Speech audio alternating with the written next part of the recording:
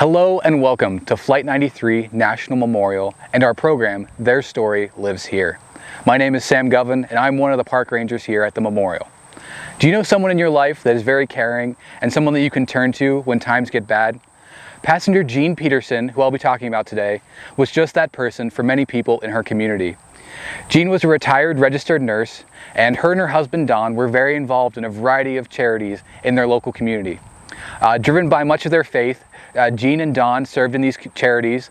Jean served in a center for crisis pregnancies, while Don served in an area for men recovering for addiction. Both were very caring people and loved to help those around them. Jean is remembered as a very caring person who, on Thanksgiving each year, would invite those in their neighborhood who didn't have anyone to have Thanksgiving with over for the meal. After they finished eating, Jean would have everyone sit around the table still. She would pass out 2 glasses. One glass would be filled with water and the other would still be empty.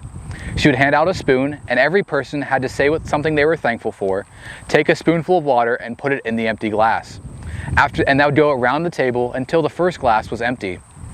Jean is also remembered for her caring nature and being a very faithful friend. One friend remembered that Jean noticed an area of her friend's wallet that was broken when it held pictures.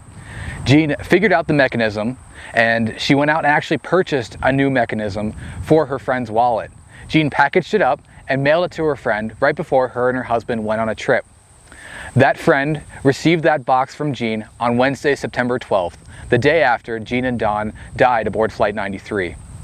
Neither Jean nor Don made a phone call off of Flight 93, but their families have speculated that both of them would use that caring nature to help those in the back of the plane as the fight for the cockpit was going on and during the process of the hijacking.